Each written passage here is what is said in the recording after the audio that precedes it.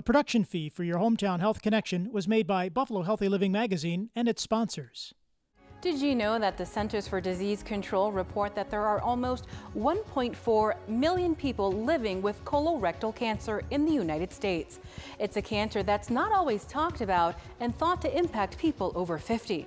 But in the last 30 years, the rate of cancers of the colon and rectum have doubled among adults younger than 50.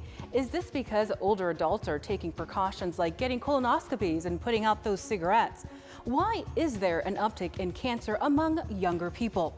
We'll get to the life-saving answers and information you need of this edition on your Hometown Health Connection.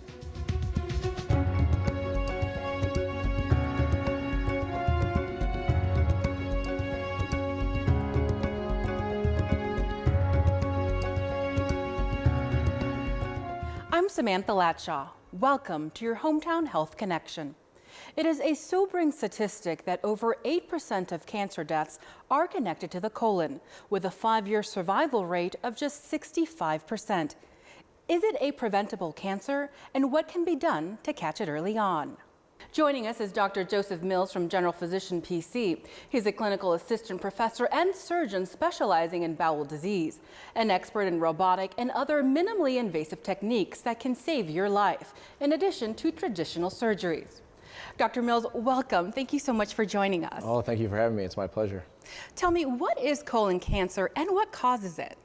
Yeah, so colon cancer starts off usually as a polyp, which is a small alteration in the colonic mucosa or the rectal mucosa.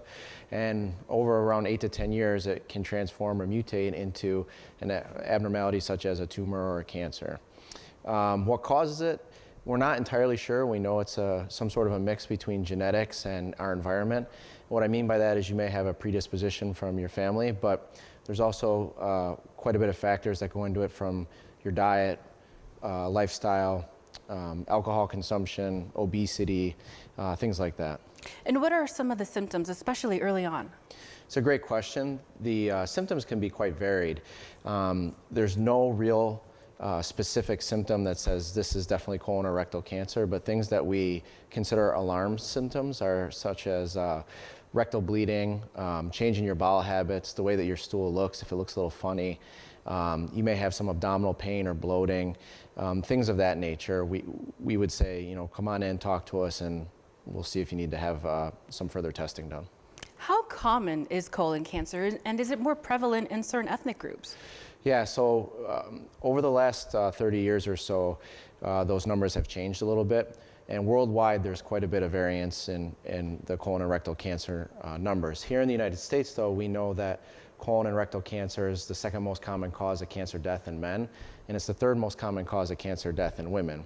And there's around 150,000 new cases that are diagnosed annually. So it's a pretty substantial number. Wow, now we're seeing a huge rise in younger people being diagnosed with this. Why is that?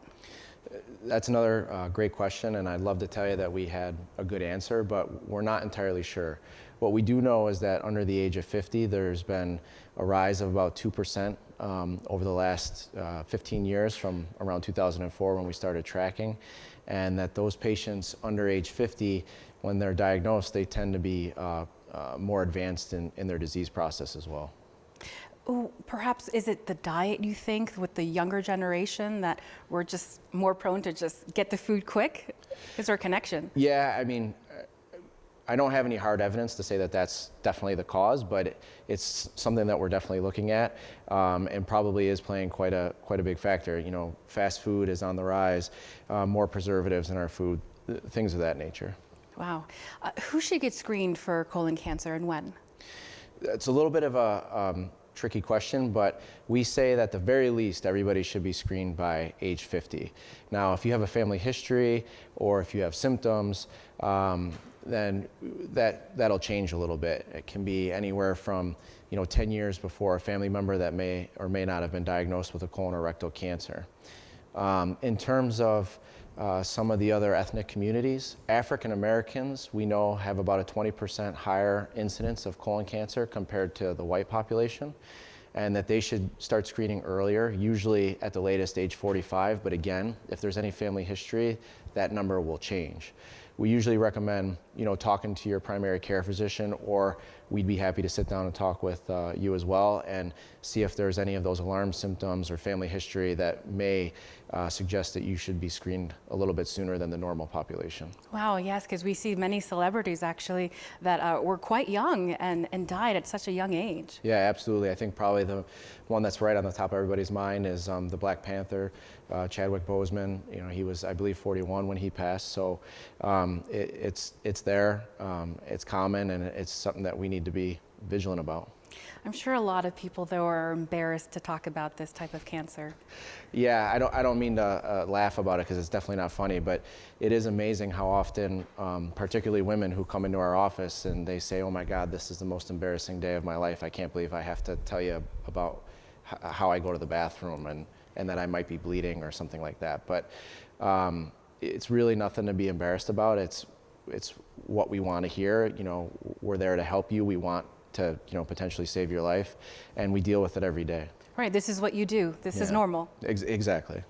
So talk to me about the screening that goes into this for a colonoscopy. Is that the best method, or perhaps are there other type of methods that perhaps like an MRI to be screened?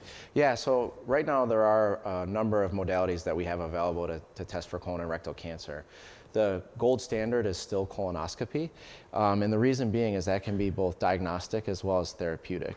And what I mean by that is it's diagnostic in the sense that we can look at the mucosa of the colon and rectum, and if we see, a polyp or, God forbid, a tumor, we can biopsy it or potentially even remove it, which is the therapeutic portion of that.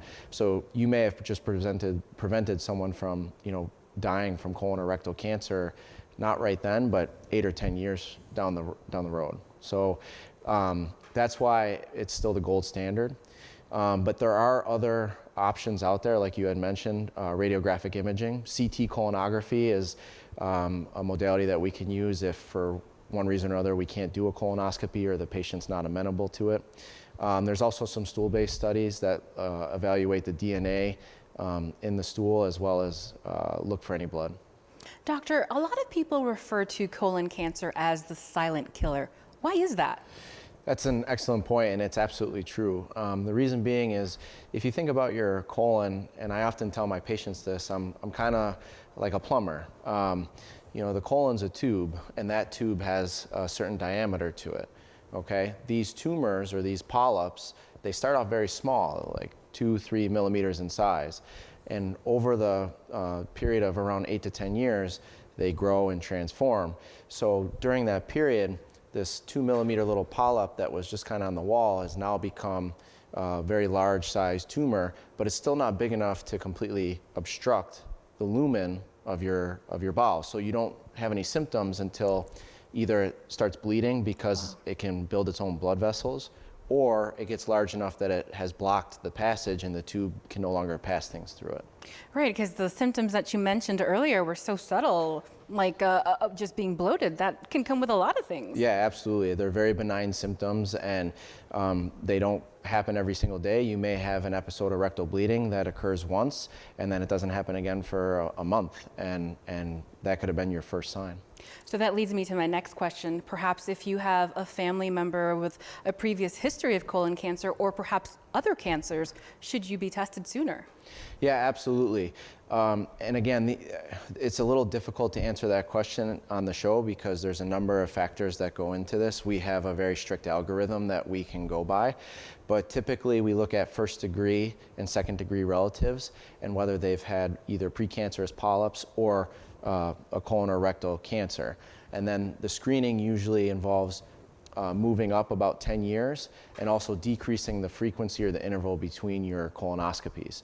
The standard is usually around 10 years if a patient has a normal colonoscopy, but if we find any polyps or lesions, the precancerous type, then we may make it 3 years, we may make it 5 years.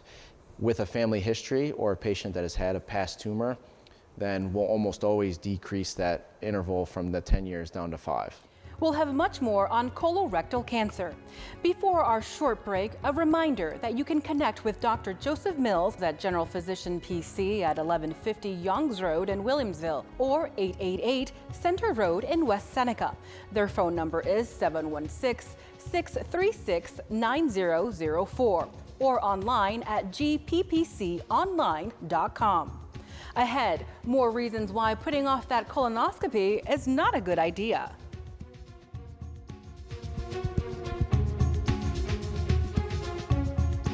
Buffalo Healthy Living magazine is a free, full-color magazine distributed throughout Western New York.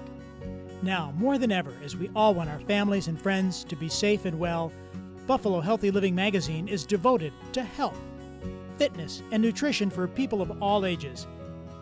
It's a great read and also has great recipes.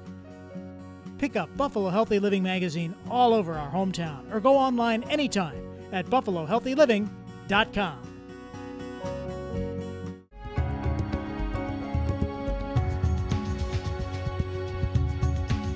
Welcome back to your Hometown Health Connection. I'm Samantha Latshaw. Before we continue our conversation with Dr. Joseph Mills, let's hear from someone who shares their story on how early detection of colon cancer can save your life. Going back about 15 years ago, some cousins were having issues with their stomach and went for colonoscopies and discovered that they had Crohn's and ulcerative colitis. I was having some of the same issues.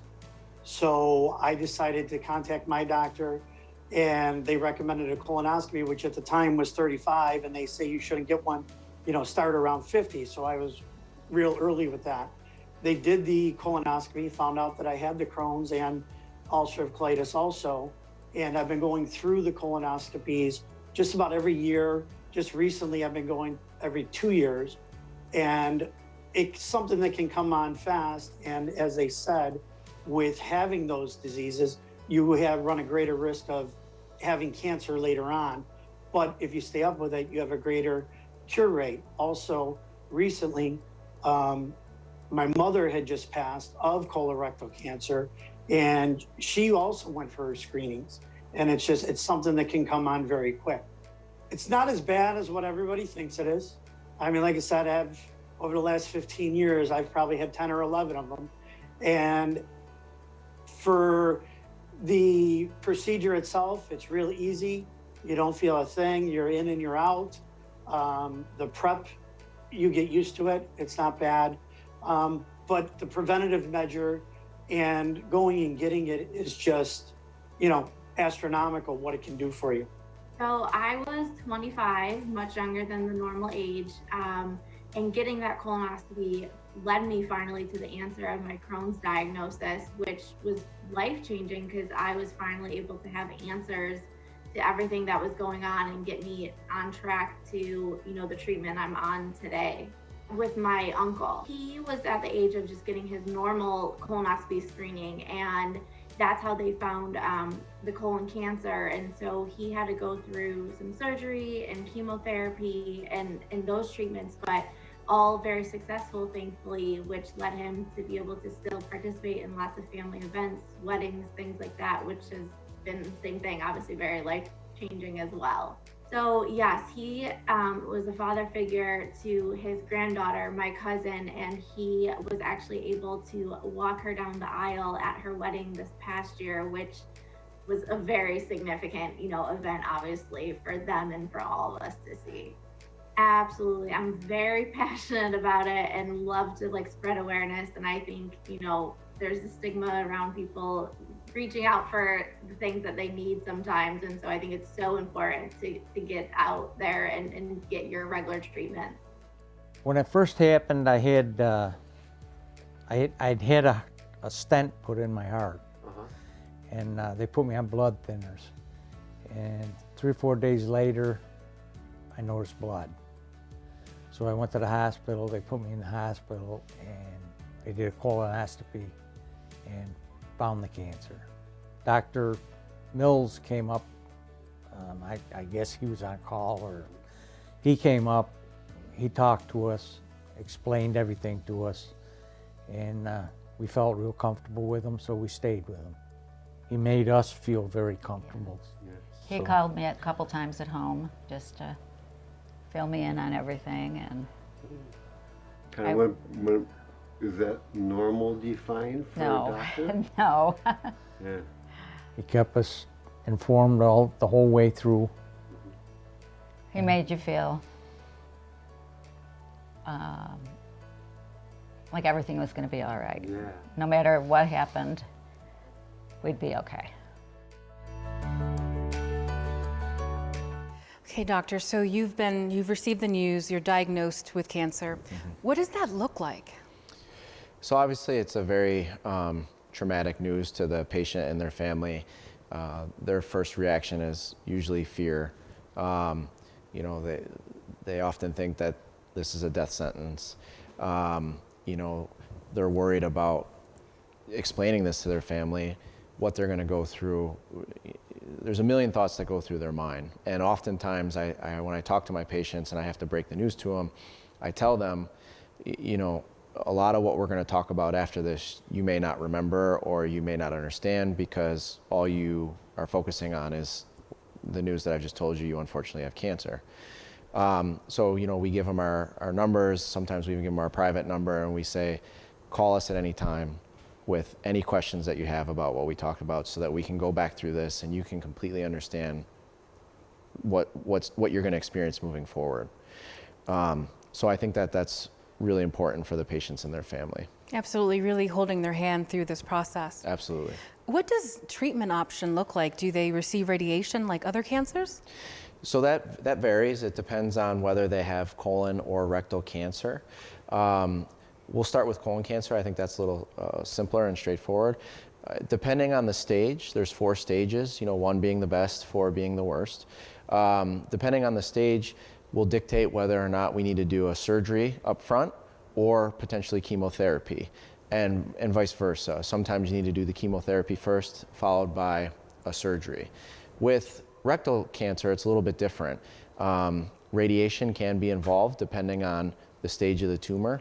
And sometimes you need to have chemo and radiation and then surgery, or surgery and then chemo and radiation. Sometimes if we catch the tumor soon enough, we can just do a surgery and that's all you need to have. Now there is a 1-day procedure, but it's specific to a certain stage or type, correct? Yeah, so there is a robotic procedure that myself and the people in my group do, where if it's an early stage rectal tumor, we can actually use the robot to go transanally through their anus. We bring the robot through and we can dissect out the tumor and close it, and patients have usually no pain, no bleeding afterwards, and they can go home either that day or at latest the next day. And robotic surgery in itself has kind of revolutionized colon and rectal surgery. It's not uncommon for patients to undergo a robotic colectomy or a resection of part of their colon and go home on post-op day 2 or post-op day 3. So the length of stay in the hospital is dramatically improved with some of our newer techniques. I'm sure a lot of people, you know, they're scared if they get this diagnosis, am I going to have to wear a bag the rest of my life? Yeah, that's an excellent question. I'm glad you addressed that, because that's probably the thing that I deal with most in these discussions is their first question after they hear that they have colon or rectal cancer is, am I going to be okay? And the second question usually is, am I going to have a bag? I don't want to have a bag. I don't want to die with a bag. And the great news about colon and rectal cancer, and I often tell my patients that this is the reason I focused my career on colon and rectal surgery, is usually it's a very survivable disease, particularly if we catch it early. With regard to the bag, it's very rare in colon cancer that we have to give patients a colostomy bag.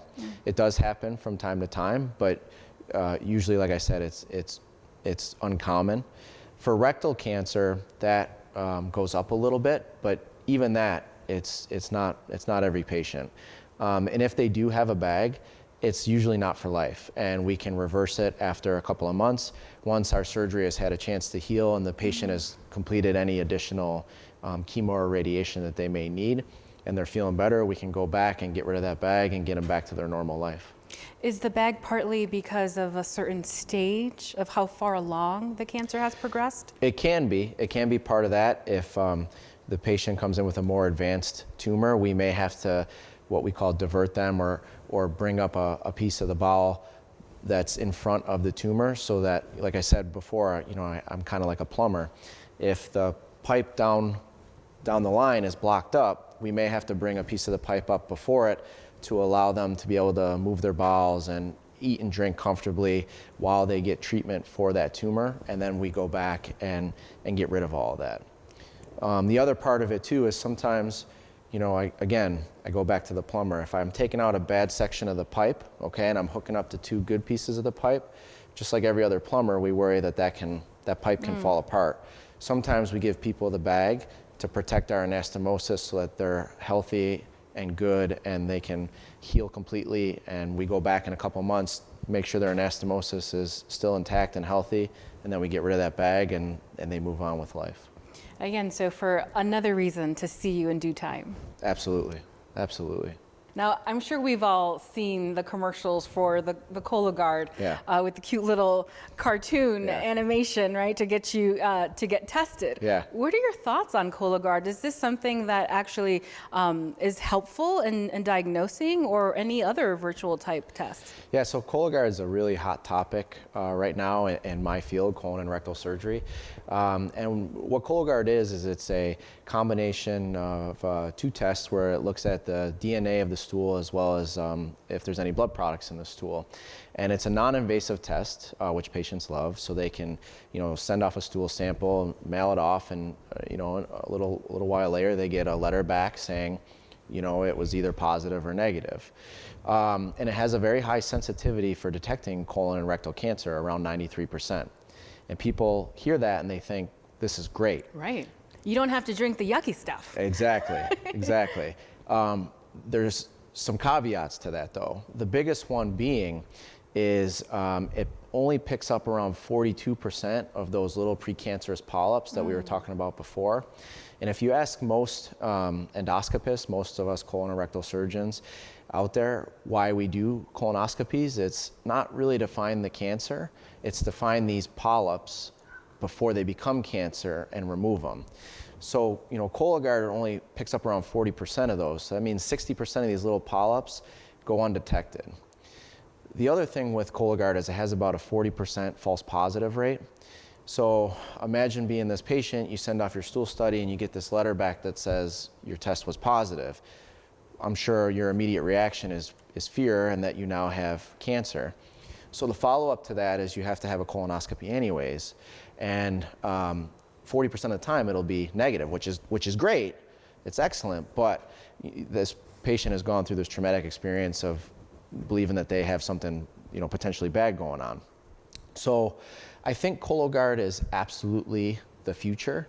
I just don't think it's the best test that we have out there right now. And on top of all of that with Cologuard is it's only recommended for average risk patients at age 50. So that means the healthiest patients are the ones that they recommend it for. And I would say in my practice, those are probably the last people I would use it for. I reserve Cologuard for patients that have underlying health issues that prohibit them from being able to undergo a colonoscopy, or patients that just say, I'll never do it, I'm never getting this test done, I don't care what you tell me, I would rather die than have a colonoscopy. And those are the patients that I would say, okay, great, we have this study, but here's the information, or this test, but here's the information so that they know going into it what to expect and the pros and cons of it. Do people put off getting a colonoscopy? Yeah, absolutely. Even some of my family and friends that you know, have come to me in confidence, and I recommend, you know, they should get it looked at. They don't want to go through it. Nobody wants to go through the prep of doing the colonoscopy, where, you know, they have to spend a day going to the bathroom and drinking some stuff that doesn't necessarily taste great, and not being able to eat or drink the things that they want. But like I tell all of my patients, the worst part is the prep, and it's really not that bad anymore. And once you're through it, the easy part's the colonoscopy. You get to take a little nap, we serve up some cocktails, you get to go to sleep, and you're done. Right, who wants to drink the yucky stuff, but then you have peace of mind though, right? Absolutely. It's a small price to pay for potentially, you know, saving your life and staving off the need for more aggressive treatment down the road. So I'm sure part of the fear perhaps of a colonoscopy is, am I awake? Absolutely. That's probably the number one question I get as you know, we're getting ready to start the procedure. They look and they say, Doc, I'm not going to be awake for this thing, am I? And the good news is no. So you don't even know what's going on. Right, right. You may be a little bit awake, so we call it like a twilight sleep or a dream state where you can respond to us and you're not completely out as if it was general anesthesia for a major surgery. But usually patients tell me the last thing they remember is being wheeled into the room, and then the next thing they remember is when they wake up and they're in the post-op area and everything's done. That's great. I hope that helps to calm a lot of fears and perhaps delaying a colonoscopy. Absolutely. It's really not bad. I tell patients that, every day when I scope, I say, look, there's nothing to be nervous about now. The hard part's over. You're just going to take a little nap and you'll wake up. We'll get you off to some breakfast or lunch and it'll be great. Perfect. How long is the procedure itself? On average, I'd say anywhere between 15 and 20 minutes. That's my time. The time where you're in the room, maybe a little bit longer, but it's not long at all. Now, are there any risks involved with a colonoscopy? Yeah, that's another important question. There are some risks involved. The two biggest ones that I tell all my patients about is, number one, there's a risk of bleeding, particularly if I do have to remove one of these polyps or I see a lesion in there, God forbid, that I have to biopsy or potentially even take off. And the second one is probably the scariest one, and there's always a chance we can put a hole in the colon when we do this. And the reason I say that is because, again, it's a tube that we're putting the scope through. So if you've had previous surgery or you have a little bit of a curvy colon, you can put the end of the colonoscopy through the wall of the colon. It's very rare. It happens less than 1% of the time, but it's one of those things. As a colorectal surgeon, I feel obligated to tell every one of my patients because accidents do happen, and I would like them to know ahead of time that it's a possibility. But again, it's very rare, less than 1%. Okay, it's the risks, right? Very low compared to what could happen if, God forbid, you don't catch it in time. Absolutely, absolutely. Risk reward is very high for this. Wonderful. Now, as far as a story perhaps that you, in your personal experience, where early detection saved someone's life, can you talk to me about that? Yeah, absolutely. I've had a number of patients that were quite young, under the age of 40, that came to the office because they thought they had a hemorrhoid, or there was a couple that had some rectal bleeding or a change in the way that their bowel movements looked. And I evaluated them and unfortunately found cancers on them. The good news was they were early. They got treatment very quickly. They've done quite well, and they're back to their normal life with almost no change and very little consequence because of it. You can connect with Dr. Joseph Mills at General Physician PC at 1150 Youngs Road in Williamsville or on 888 Center Road in West Seneca. Their phone number is 716-636-9004 or online at gppconline.com. Don't become the next colon cancer statistic if you need to have a colonoscopy. Get it done. And remember, prevention is key. I'm Samantha Latshaw. Thanks for watching. Stay safe and be well.